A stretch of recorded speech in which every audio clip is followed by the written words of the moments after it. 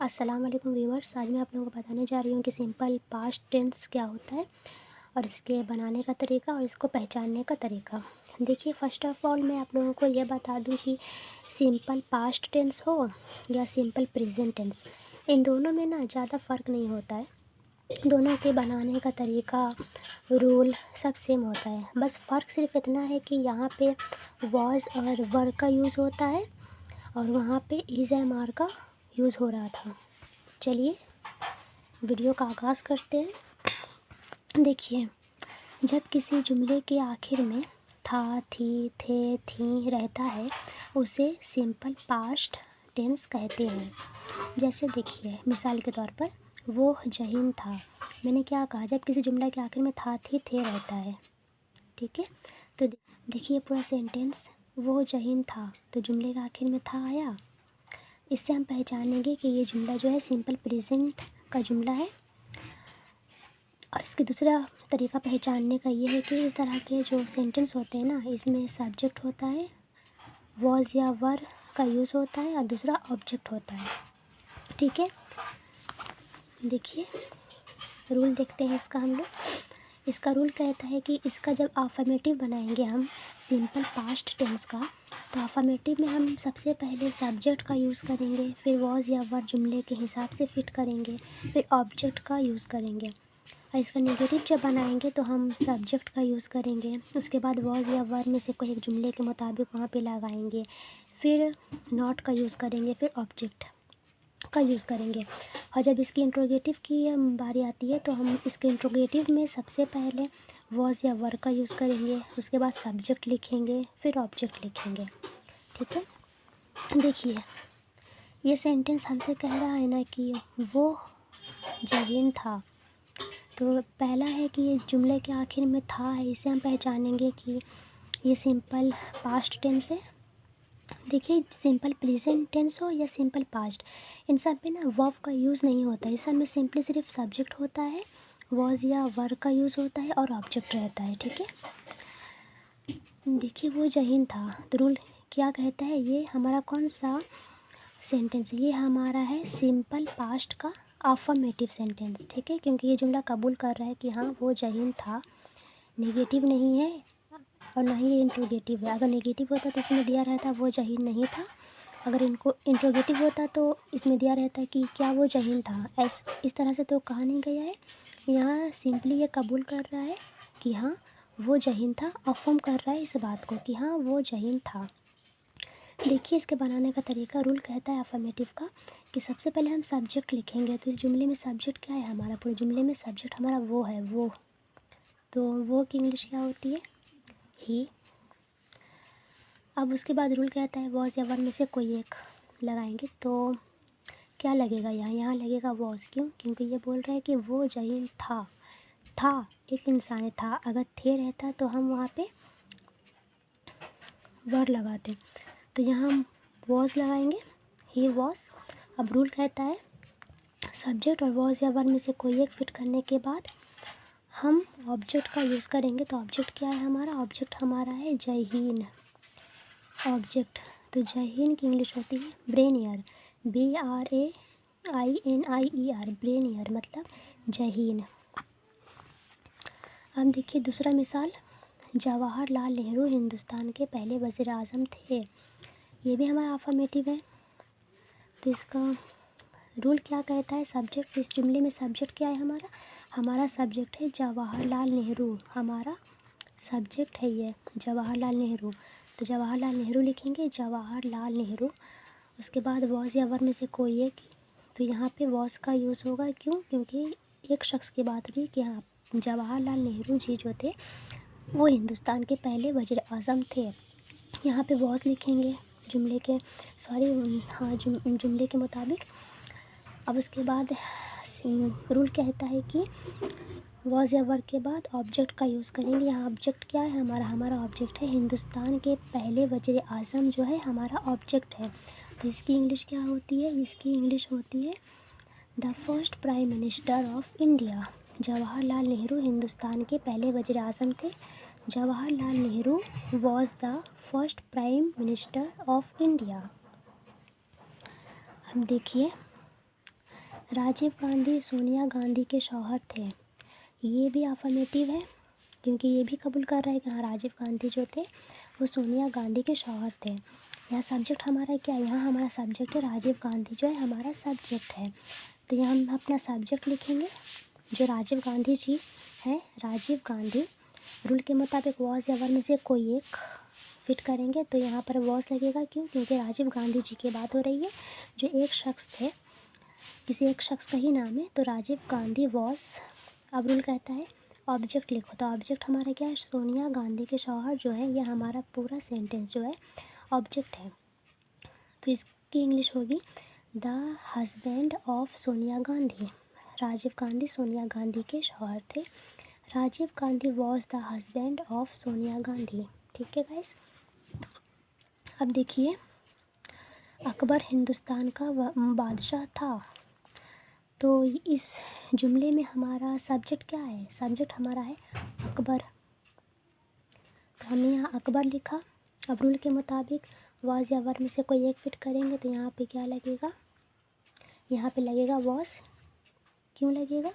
क्योंकि अकबर किसी एक शख्स की बात हो रही है कि हाँ अकबर हिंदुस्तान का बादशाह था है ना, थे तो नहीं है जो हम यहाँ पे वर लगा देंगे, था है, एक शख्स की बात हो रही है ना, तो यहाँ पे हम लोग वॉज का यूज़ करेंगे, अकबर वॉज।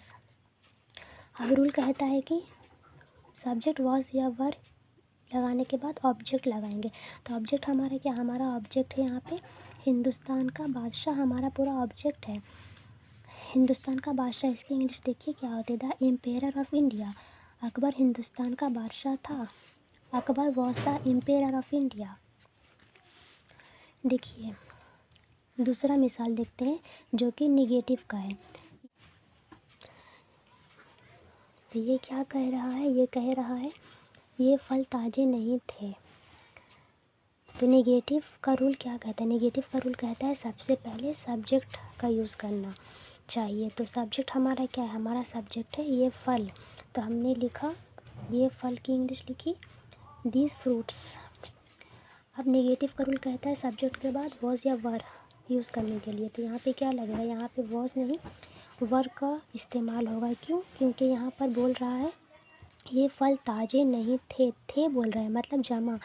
ये नहीं बोल रहा है कि ये फल ताज़े था, तो नहीं बोला, ताज़ा था नहीं बोला, यहाँ पे बोल रहा है ताज़े नहीं थे, मतलब ये जमा है, प्लूरल है। तो यहाँ पे वॉज नहीं वर का यूज़ होगा। उसके बाद ये रूल कहता है कि नॉट लगाने के लिए, तो हम यहाँ पे नॉट लगा देंगे, सॉरी यहाँ नॉट लगा देंगे, द फ्रूट्स वर नॉट। अब यहाँ पे लिखेंगे ऑब्जेक्ट। ऑब्जेक्ट क्या है हमारा, हमारा ऑब्जेक्ट है ताज़े, हमारा ऑब्जेक्ट है। तो ताज़े की इंग्लिश क्या होती है, स्पीक, मतलब ताज़ा। ये फल ताज़े नहीं थे, these fruits were not speak. ठीक है। अब देखिए नेक्स्ट जुमला क्या है, ये बोल रहा है कि मौसम खुशगवार नहीं था। ये भी हमारा निगेटिव है। क्यों? क्योंकि ये भी इनकार कर रहा है मौसम को खुशगवार बताने से। तो नेगेटिव है ये। नेगेटिव का रूल क्या कहता है, सबसे पहले सब्जेक्ट लिखना है। तो सब्जेक्ट हमारा क्या है, सब्जेक्ट हमारा है मौसम खुशगवार नहीं था। तो मौसम हमारा यहाँ पे सब्जेक्ट हो रहा है, ठीक है, ये हमारा सब्जेक्ट है। तो मौसम की इंग्लिश क्या होती है, द वेदर। वेदर लगाएंगे हम यहाँ, वेदर। और उसके बाद क्या लगाएंगे, रूल के हिसाब से। रूल कहता है सब्जेक्ट के बाद वॉज या वर, तो यहाँ पे हम लोग वॉज का यूज़ करेंगे। मौसम किया जिक्र हो रहा है, मौसम खुशगवार नहीं था, तो द वेदर वॉज नॉट, लिखा नॉट हमने यहाँ। अब बोल रहा है रूल की ऑब्जेक्ट लगाओ। तो ऑब्जेक्ट हमारा क्या, हमारा ऑब्जेक्ट है खुशगवार। खुशगवार की इंग्लिश होती है एग्रीएबल। मौसम खुशगवार नहीं था, the weather was not agreeable. ठीक है। अब देखिए नेक्स्ट, ये कुर्सियाँ पुरानी नहीं थी। ये भी हमारा नेगेटिव है। नेगेटिव क्या कहता है, सब्जेक्ट का यूज़ करो। सब्जेक्ट क्या है हमारा, ये कुर्सियाँ हमारा सब्जेक्ट है। तो ये कुर्सियाँ, इसकी इंग्लिश क्या है, दीज चेयर्स। हमने लिख दिया दीज चेयर्स। अब रूल कहता है कि वॉज या वर में से कोई एक लगाएंगे। यहाँ पर वर का यूज़ होगा। क्यों? क्योंकि कुर्सियाँ हैं, जमा है, कुर्सी नहीं है जो हम यहाँ पे वॉज लगा देंगे, ये कुर्सियाँ हैं। These chairs were. रूल कहता है फिर नॉट लगाओ, तो नॉट हमने यहाँ पे लिख दिया। अब रूल कहता है ऑब्जेक्ट लगाओ। ऑब्जेक्ट हमारा यहाँ पर क्या है, पुरानी ऑब्जेक्ट है हमारा ये, तो हमने ओल्ड लिख दिया। ये कुर्सियाँ पुरानी नहीं थी। These chairs were not old. ठीक है, अब देखिए इंट्रोगेटिव। क्या डॉक्टर राजेंद्र प्रसाद हिंदुस्तान के पहले सदर थे? ये हमारा इंट्रोगेटिव है। कैसे पहचाना हमने, क्योंकि यहाँ पर ये जुमला कंफ्यूज है खुद में कि क्या सच में डॉक्टर राजेंद्र प्रसाद जो थे वो हमारे हिंदुस्तान के पहले सदर थे भी या नहीं। कंफ्यूज है ना ये जुमला। मैंने उस वीडियो में क्या कहा था कि जो इंट्रोगेटिव सेंटेंस होता है वो कहीं ना कहीं खुद में किसी बात को लेके कन्फ्यूज़न में रहता है, तो ये भी एक कन्फ्यूज़न में ही है। सबसे पहले यहाँ पर क्या का भी यूज़ किया गया है, तो ये हुआ हमारा इंट्रोगेटिव जुमला। तो इसका रूल क्या कहता है, इसका रूल कहता है कि सबसे पहले हम वॉज या वर में से कोई एक जुमले के हिसाब से फिट करेंगे। तो यहाँ पर क्या यूज़ होगा, यहाँ पे यूज़ होगा वॉज। क्यों, क्योंकि किसी एक शख्स की बात हो रही है ना कि राजेंद्र प्रसाद जी जो थे वो हिंदुस्तान के पहले सदर थे, तो हमने वॉज लगाया। अब रूल कहता है कि वॉज या वर लिखने के बाद सब्जेक्ट लगाओ, तो सब्जेक्ट हमारा क्या, हमारा सब्जेक्ट है डॉक्टर राजेंद्र प्रसाद जो है, पूरा हमारा ये सब्जेक्ट हुआ। तो हम यहाँ पर उनका नाम लिख देंगे, डॉक्टर राजेंद्र प्रसाद, उनका नाम लिखा हमने। अब रूल कहता है कि सब्जेक्ट के बाद ऑब्जेक्ट लगाओ। ऑब्जेक्ट क्या है हमारा ऑब्जेक्ट है हिंदुस्तान के पहले सदर, the first president of India. क्या डॉक्टर राजेंद्र प्रसाद हिंदुस्तान के पहले सदर थे? Was doctor Rajendra Prasad the first president of India? अब देखिए, क्या इंडियन नेशनल कांग्रेस हिंदुस्तान की पहली सियासी पार्टी थी? ये जुमला भी खुद में कन्फ्यूज़न क्रिएट कर रहा है कि क्या सच में इंडियन नेशनल कांग्रेस पार्टी जो है वो हिंदुस्तान की पहली पार्टी थी, सियासी पार्टी थी भी या नहीं थी। तो ये हुआ हमारा इंट्रोगेटिव जुमला। तो इंट्रोगेटिव जुमला कहता है सबसे पहले वॉज या वर लिखेंगे, तो यहाँ पे हम वॉज का यूज़ करेंगे। क्यों, किसी एक पार्टी की जिक्र हो रही है ना कि इंडियन नेशनल कांग्रेस, ये सिंगुलर हुआ, इसलिए हम यहाँ पर वॉज का यूज़ करेंगे, वॉज।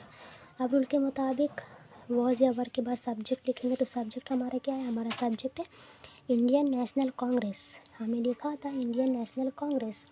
अब रूल कहता है वॉज या वर लिखो, फिर सब्जेक्ट लिखो, फिर ऑब्जेक्ट लिखो। तो ऑब्जेक्ट क्या है हमारा, यहाँ हमारा ऑब्जेक्ट हो रहा है हिंदुस्तान की पहली सियासी party, the first political party of India. क्या इंडियन नेशनल कांग्रेस हिंदुस्तान की पहली सियासी पार्टी थी? Was the Indian national Congress the first political party of India?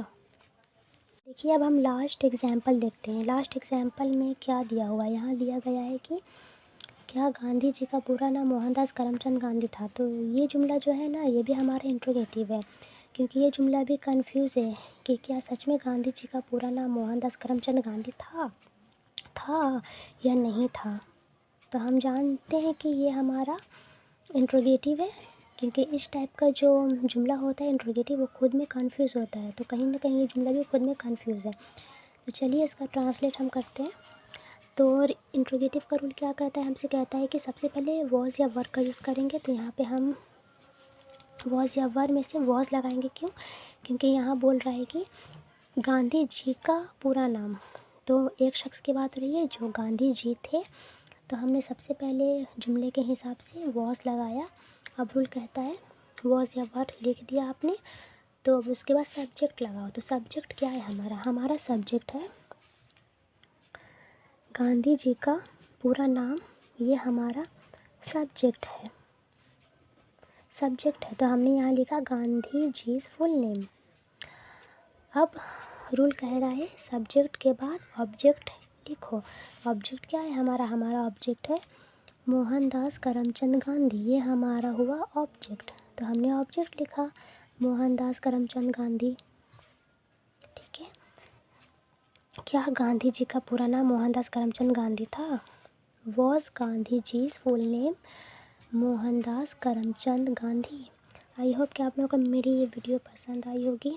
अगर पसंद आए तो प्लीज़ लाइक करना, सब्सक्राइब एंड शेयर करना ना भूलें, ताकि मैं आगे चल के जो भी वीडियोस अपलोड करूँ वो सब आप लोगों तक पहुँच जाए। तो चलिए, आज का हमारा सफ़र यहीं तक था। अब इस वीडियो का हम लोग ख़ात्मा करते हैं। अब मुझे इजाज़त दीजिए। अल्लाह हाफ़िज़।